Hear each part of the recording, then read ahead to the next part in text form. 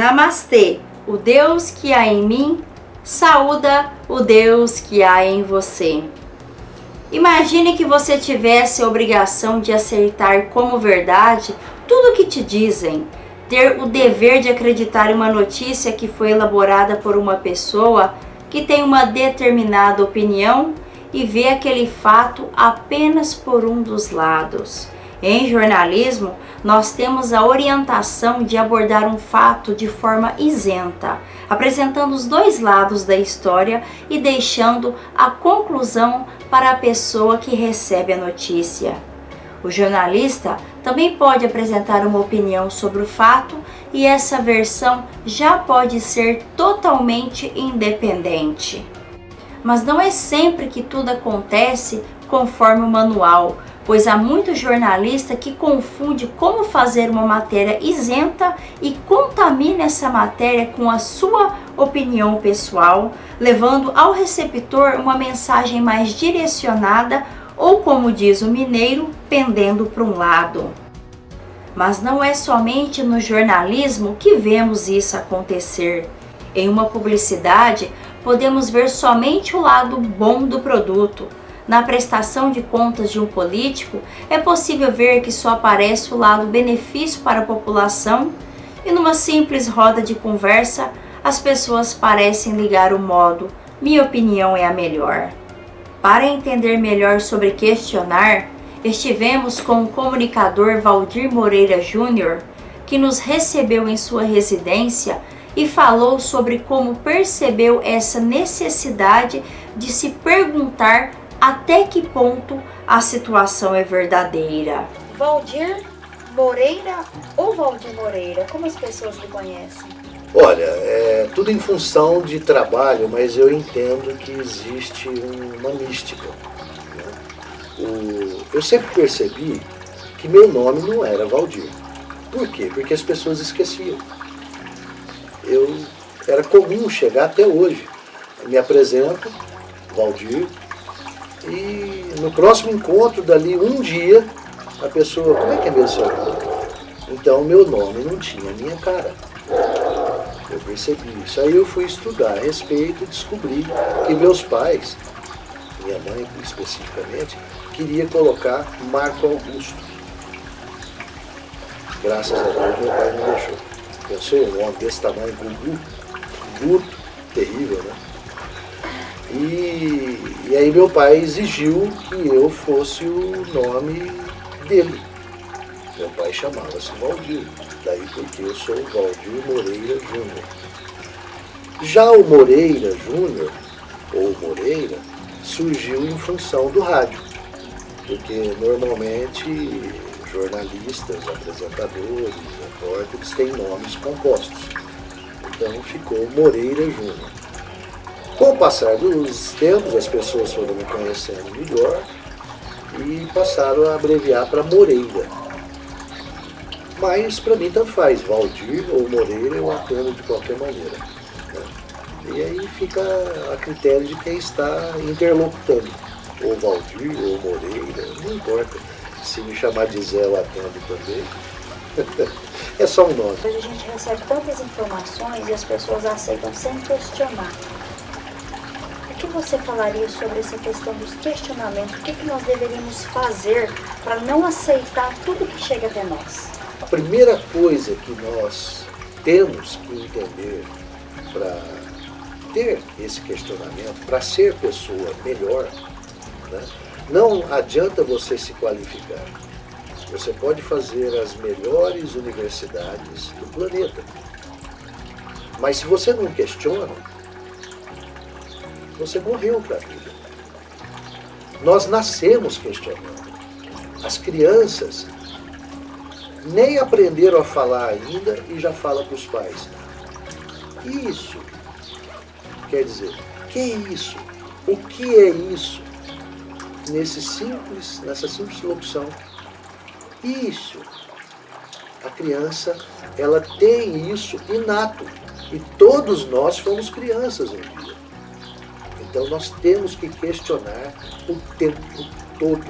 Não é desconfiar, é questionar outras variedades de opções, de opiniões, porque muitas vezes você pode estar sendo enganado, de boa ou não fé.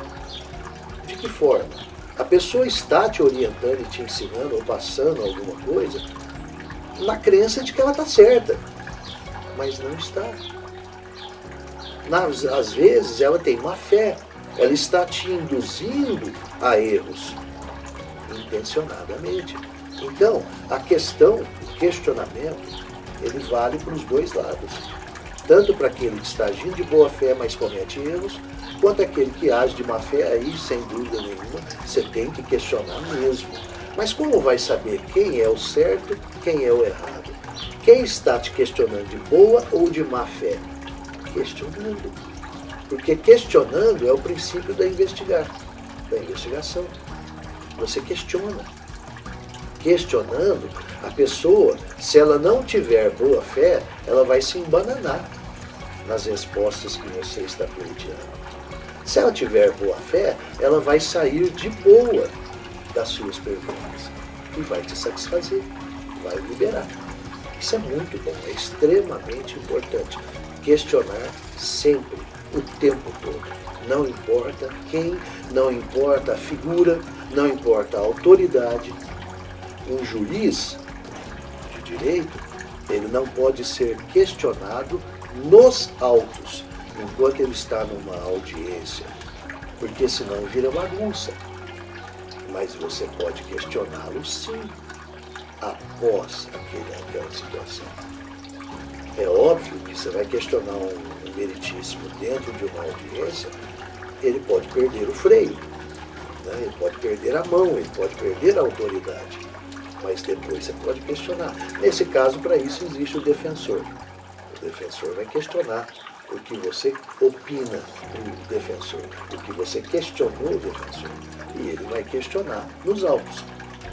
Hoje, o grande problema do país é que, do mundo em geral, do mundo ocidental em particular, falta questionamento. Espera aí, por que esse ministro deu tal ordem fora dos autos? Por que esse ministro está intervindo em situações que são do legislativo, não do judiciário?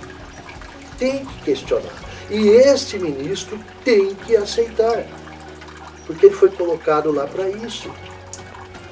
Não ao contrário. Ele está saindo fora das normas. Quais são as normas? As regras constitucionais. A carta está dizendo que ele pode e não pode. Se ele extrapola, ele não serve para o trabalho. Isso é questionar. Você vai questionar uma matéria de um jornalista, e aí eu estou bem a caráter, porque eu sou da área, para dizer, questione sim. Existe uma máxima que você deve ter passado por ela na faculdade. A pessoa bate um veículo num cruzamento, duas pessoas, né? Então, uma trombada, uma batida de trânsito. Se tiver 10 pessoas espalhadas nas esquinas, cada uma vai contar um fato, o mesmo fato de uma forma diferente. Por isso que deve se questionar, sempre, o tempo todo. Questionar é legal, parafraseando o slogan do Howard Linus, o criador do sistema Linux de computação. Copiar é legal. Ele dizia isso, as pessoas ficavam assustadas. Ele não queria dizer roubar a ideia do outro. Ele queria dizer que um conhecimento deve ser passado adiante. E aí eu reforço o que Jesus Cristo disse. Conhecimento só tem uma serventia, passar adiante. Não tem outra. Mas como saber se aquele conhecimento é para o bem? Questionando. É isso.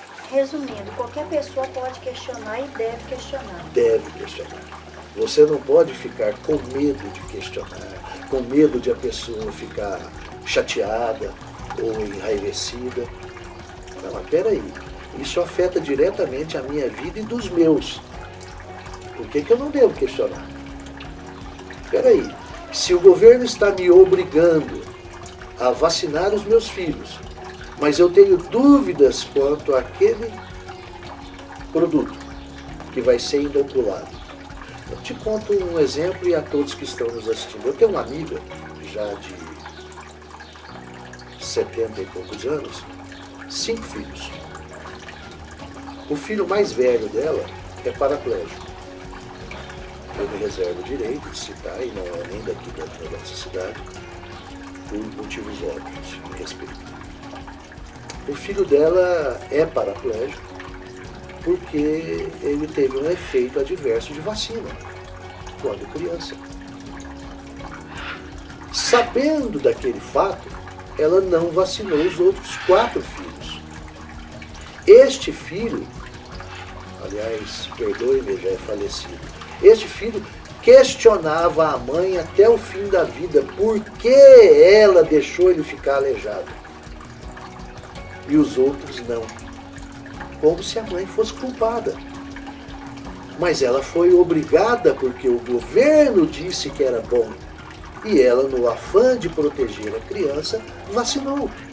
Esse caso que você acabou de relatar, ele faz bastante tempo. Que época que foi mais ou menos? Olha, vamos retroagir no tempo aqui. Foi por volta dos anos 50 e 60. Em 1950, 1960, mais ou menos por essa época.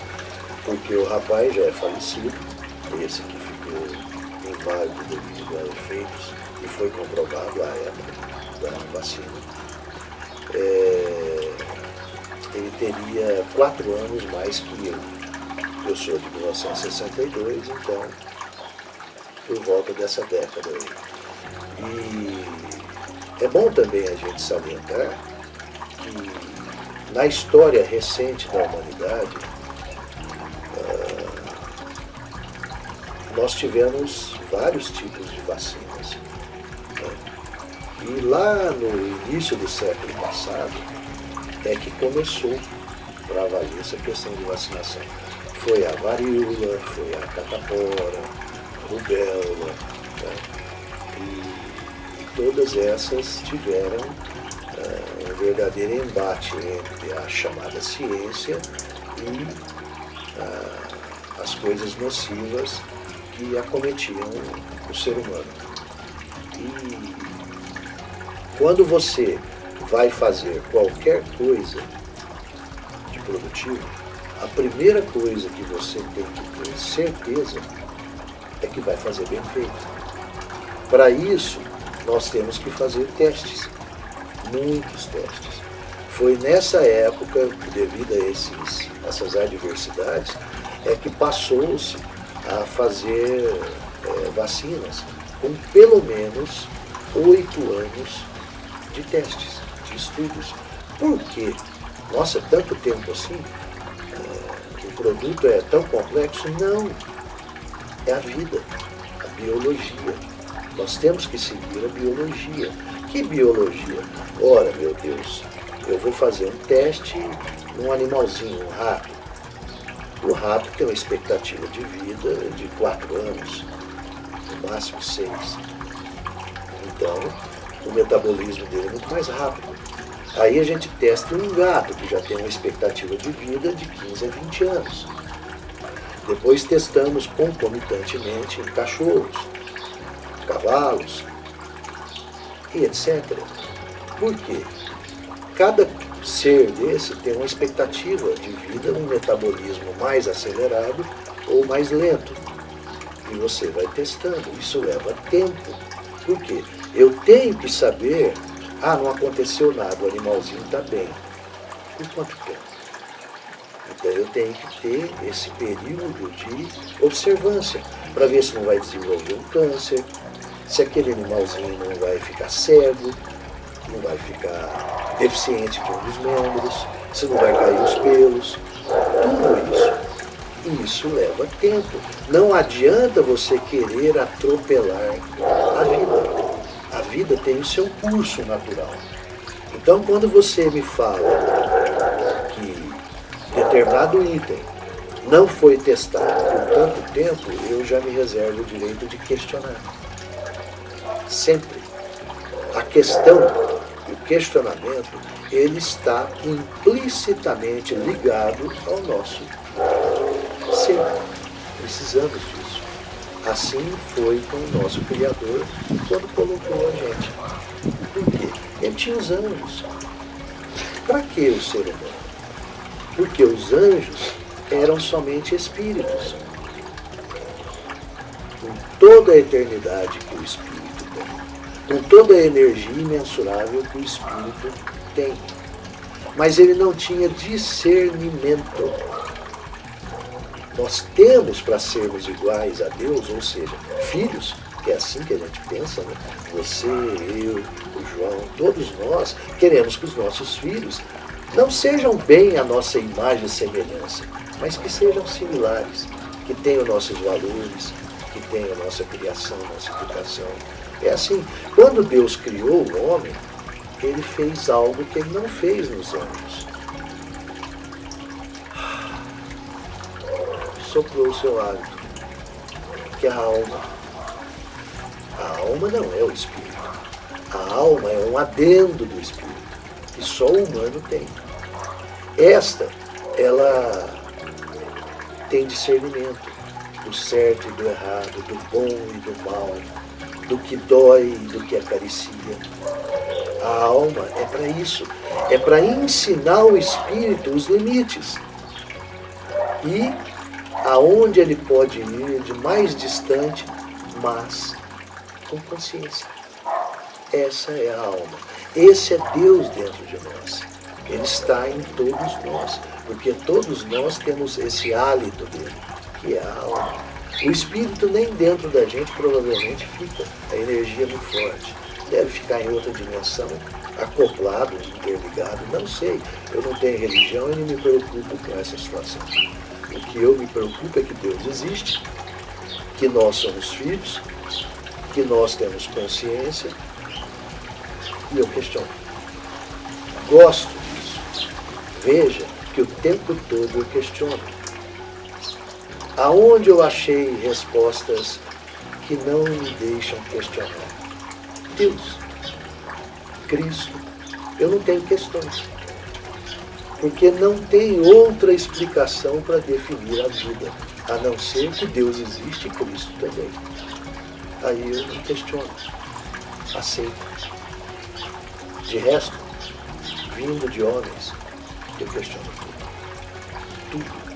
tudo, questiono o tempo todo. Isso me dá tranquilidade e autoridade de discutir, porque eu questiono.